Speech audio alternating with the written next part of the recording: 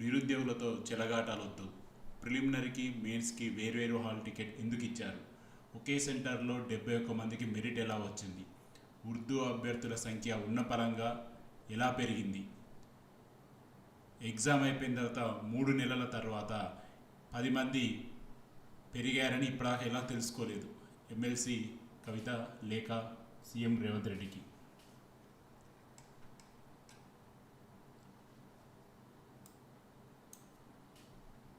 నిరుద్యోగుల జీవితాలతోటి కాంగ్రెస్ సర్కార్ చెలగాటమాడుతుంది అని ఎమ్మెల్సీ కల్వకుంట్ల కవిత ఆందోళన వ్యక్తం చేసింది. రాత్రింబగళ్ళు చదివి ఉద్యోగాల కోసం అభ్యర్థులు గ్రూప్ 1 పరీక్ష రాస్తే సాక్షాత్తు ప్రభుత్వం అవకతవకలకు పాల్పడి మెరిట్ అభ్యర్థులకు అన్యాయం చేసిందని విచారం వ్యక్తం చేసింది.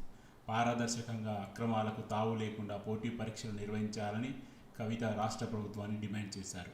అవకతవకలు జరిగినట్లు ఆధారాలు లభ్యమవుతున్న నేపథ్యంలో ప్రభుత్వం నిర్వహించిన గ్రూప్ 1 పరీక్షలను రద్దు చేసి తాజాగా తిరిగి నిర్వహించాలని చెప్పి కవిత రాష్ట్ర ముఖ్యమంత్రి రేవంత్ రెడ్డికి బహిరంగ లేఖ రాశారు.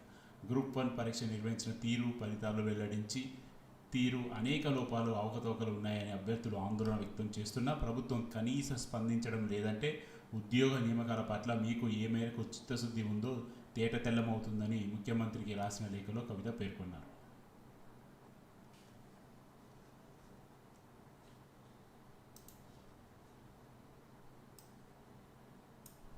సో ఓవరాల్గా మళ్ళీ తెలంగాణ గ్రూప్ 1 మీద ఆందోళన చెందుతున్న అభ్యర్థులందరి తరపున బీఆర్ఎస్ తరపున గౌరవ కవిత గారు మాట్లాడడం అయితే జరిగింది. సో వాళ్ళు క్లియర్ కట్గా రివాల్యుయేషన్ కానీ ఇవన్నీ కాకుండా ఒక మాటలో ఎగ్జామ్ని రద్దు చేసి మళ్ళీ తిరిగి కండక్ట్ చేయమని చెప్పి అయితే క్లియర్గా చెప్తున్నారు. సో ఇది కూడా ఒక రకంగా ఆలోచించాల్సిన విషయం. సో ఎందుకంటే చాలామంది అభ్యర్థుల్లో భిన్న వాదనలు ఉన్నాయి. కొంతమంది రివాల్యుయేషన్ అంటున్నారు, కొంతమంది ఎగ్జామ్ క్యాన్సిల్ చేసి రీ ఎగ్జామ్ కండక్ట్ చేయమని. సో ఇటువంటి ఆప్షన్లో డైరెక్ట్గా రీ ఎగ్జామ్ అని చెప్పేసి అయితే వీళ్ళు చెప్పడం జరిగింది. మరి చూడాలి అభ్యర్థుల నుంచి ఏ మేరకు స్పందన వస్తుందో దీని మీద. అదేవిధంగా గవర్నమెంట్ దగ్గర నుంచి కూడా. సో తెలంగాణ ప్రభుత్వం గ్రూప్ 1 పరీక్ష నిర్వహించిన తీరు, ఫలితాలు వెల్లడించిన తీరుపై నిరుద్యోగులు అనేక సందేహాలు వ్యక్తమవుతున్నాయి.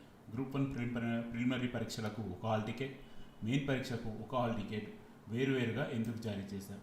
ఇది ఖచ్చితంగా అంటే ఇప్పుడు వీళ్ళు ఎందుకు రీ మెయిన్స్ పెట్టాలని అడుగుతున్నారో కారణాలు మనం ఒకసారి చూస్తే చాలా ఈజీగా అర్థమైపోతుంటుంది. అసలు ఎందుకు ఇట్లా జరిగింది? మరి ఒక అడ్మినిస్ట్రేషన్లో ప్రాబ్లమా, లేకపోతే అది కోఇన్సిడెంటా, అసలు ఏందన్నది ఎవరికైనా కానీ ఒక రకంగా డైలమాలో అంతా ఖచ్చితంగా పడతారు.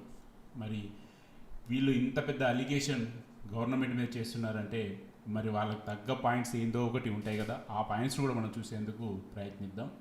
సో వీళ్ళు తిరిగి మెయిన్స్ మళ్ళీ పెట్టమనడానికి ప్రధాన కారణంలో ఫస్ట్ పాయింట్ వచ్చి ప్రిలిమ్స్కి ఒక హాల్ టికెట్, మెయిన్స్కి ఒక హాల్ టికెట్ ఎందుకు ఇచ్చారు? యూపీఎస్సీలో కూడా ఇలా లేదు, మరి ఎందుకు మీరు ఇలా ఇచ్చారు అని వీళ్ళు ఖచ్చితంగా అడుగుతున్నారు.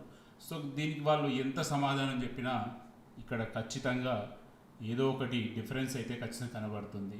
వాళ్ళు రకరకాల కారణాలు చెప్పొచ్చు. అప్పుడు డిస్ట్రిక్ట్లో రాశారు, ఇప్పుడు హెచ్ఎండిఏ లిమిట్స్లోకి వచ్చారని చెప్పి. సో ఇది వ్యవస్థలో దీన్ని అంత తొందరగా ఎవరు యాక్సెప్టెన్స్ అయితే చేయరు. ఎందుకంటే ఏ రాష్ట్రంలో యూపీఎస్సీలో ఇలా ఇవ్వనప్పుడు వీళ్ళు ఇచ్చారంటే ఖచ్చితంగా ఇక్కడ ఏదో డిఫరెన్స్ ఉందని చాలామంది భావించవచ్చు. ఇది ఒక ఫస్ట్ వాళ్ళు అడిగిన పాయింట్. సాధారణంగా ప్రిలిమినరీ పరీక్ష అర్హత సాధించిన అభ్యర్థులు అదే హాల్ టికెట్ నెంబర్తో మెయిన్ పరీక్షలకు అపీరియన్స్ అవుతారు. కానీ ప్రిలిమినరీ పరీక్షలో హాల్ టికెట్ కాకుండా కొత్తగా జారీ చేసి హాల్ టికెట్లతో మెయిన్స్ నిర్వహించడంపై మొదటి నుంచి అనేక సందేహాలు నెలకొన్నాయని వీళ్ళు చెప్తున్నారు. గ్రూప్ 1 పరీక్షలపై అభ్యర్థులు దాఖలు చేసిన కేసుల విషయంలో న్యాయస్థానాల పరిధిలో ఉండగానే ముఖ్యమంత్రితో పాటు పలువురు మంత్రులు గ్రూప్ 1 నియామకాల గురించి పలు సందర్భాల్లో మాట్లాడిన తీరు ఆక్షేపం అని చెప్పేసి తెలిపారు. సో ఇది కూడా ఒక రకంగా అనుకోవచ్చు. ఎందుకంటే చాలా సందర్భాల్లో పబ్లిక్లో ఆ రోజు పేపర్లోనే వచ్చింది. ఎన్ని కేసులు వేసినా కానీ ఆ కేసులన్నీ కూడా బంగాళాఖాతము ఏదో సముద్రంలో తొక్కెత్తాం, తుంగలో తొక్కెత్తాం అని చెప్పేసి పెద్ద హెడ్డింగే వచ్చిన అన్ని పేపర్లు. సో దాన్ని వీళ్ళు ఇండైరెక్ట్గా ప్రస్తావించారు. సో ఇది కూడా వాళ్ళందరూ అన్నమాటే. సో ఇటువంటి మాటలు అనేది కూడా ఒక రకంగా అభ్యర్థుల్లో ఆందోళన రేకెత్తించినట్టే. ఎందుకంటే జ్యుడిషియల్ సిస్టమ్ మీద ఎవరు కూడా కామెంట్ చేసే పద్ధతి కరెక్ట్ కాదు. ఎందుకంటే కేసుల గురించి ముందే మాట్లాడడం అంటే వాళ్ళు దాని యొక్క జడ్జిమెంటు ఖచ్చితంగా అది కరెక్ట్ కాదు. మీరు రీసెంట్గా కూడా చూడొచ్చు, మన తెలంగాణకు సంబంధించిన ఒక కేసు సందర్భంగా గౌరవ సుప్రీంకోర్టు జస్టిస్ కూడా మాట్లాడారు, మీరెలా ముందుగా ఫలితాన్ని నిర్దేశిస్తారని చెప్పేసి. సో ఏదైనా జ్యుడిషియల్ మీద ఇలా మాట్లాడడం అనేది మాత్రం కరెక్ట్ కాదు. సో గ్రూప్ 1 పరీక్షల అభ్యర్థులు దాఖలు చేసిన పిటిషన్ విచారించిన తెలంగాణ హైకోర్టు తుది ఆదేశాలు వచ్చే వరకు ఎంపిక అభ్యర్థులకు నియామక పత్రాలు జారీ చేయవద్దని కీలక ఆదేశాలు జారీ చేసిన విషయాన్ని కవిత లేఖలు పొందుపరిచారు. 563 గ్రూప్ 1 పోస్టుల భర్తీకి ప్రిమ్ మార్కులు ఎక్కువ సాధించినప్పుడు 1:50 నిష్పత్తిలో ఎంపిక చేశామని టీజీపీఎస్సీ ప్రకటించింది. వారిలో 21,075 మంది పరీక్షలు హాజరైతే ఫలితాలు ప్రకటించేసరికి 21,085 మంది చేరారు. అంటే దాదాపు 10 మంది ఎక్కువ రావడం, 10 మంది పెరిగారని చెప్పేసి వీళ్ళు చెప్తున్నారు. ఈ పెరిగిన 10 మంది ఎక్కడి నుంచి వచ్చారని చెప్పేసి అంటున్నారు. సో ఇది చాలా పెద్ద అలిగేషన్. ఎందుకంటే ఎగ్జామ్ జరిగింది అక్టోబర్ 30 కల్లా క్లోజ్ అయిపోయింది. రిజల్ట్స్ వచ్చింది ఆల్మోస్ట్ మే ఎండింగ్లో. సో దాదాపు ఈ యొక్క 4-5 నెలలు అయిపోయింది. 4-5 నెలల తర్వాత ఇప్పుడు 10 మంది పెరిగిందని ఎట్లా ఇస్తారు డేటా? సరే, కొంతమంది అనుకోవచ్చు ఎలక్షన్ తర్వాత మనకి పోలింగ్ పర్సంటేజ్ అనేది 5 గంటలకి ఒకసారి, 2-3 రోజుల తర్వాత ఒకసారి లేట్ అవుతుంది అని అంటారు. సరే 2-3 రోజులు, కానీ మరీ 5 నెలల తర్వాత 10 మంది పెరిగిన డేటా ఇవ్వడం ఏంది? ఇటువంటివి చేయడం ద్వారా ఒక వ్యవస్థ మీద నమ్మకం ఖచ్చితంగా తగ్గిపోతుంది. సో నిరుద్యోగులు కోరుకునేది ఎప్పుడు కూడా సక్రమంగా సరైన సమయంలో నియామకాలు పూర్తి కావాలని. బట్ ఇక్కడ వ్యవస్థ ప్రతిదానికి సందేహాలని వాళ్ళే రేకెత్తిస్తున్నట్టుగా కనబడుతున్నది.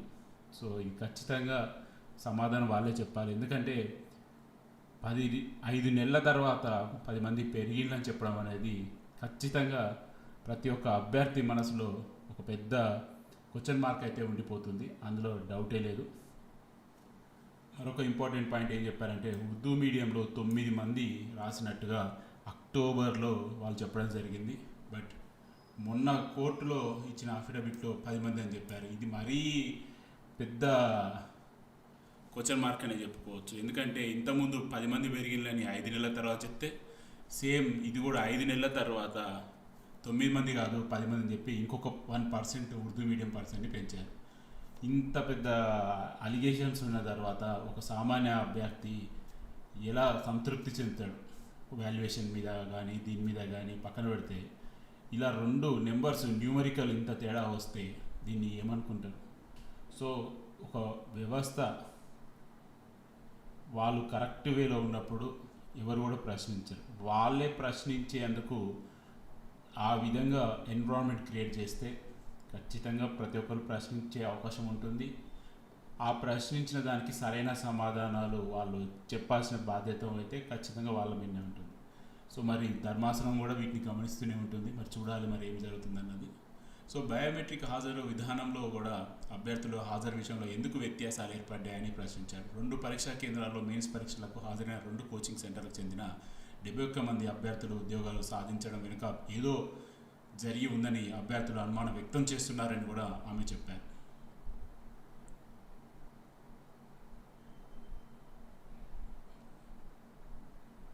సో ఓవరాల్గా చూసుకుంటే టీఆర్ఎస్ తరఫున గౌరవ కవిత గారు అయితే చాలా ఇంపార్టెంట్ పాయింట్స్ అయితే వీళ్ళు చెప్తున్నారు.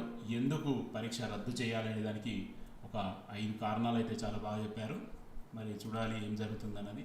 సో ఓవరాల్గా అయితే మాత్రం టీజీపీఎస్సీ ఒక ధోరణి వల్లనే ఇది ఇలా అయిందని మనం చెప్పుకోవడంలో ఎటువంటి డౌట్ లేదు.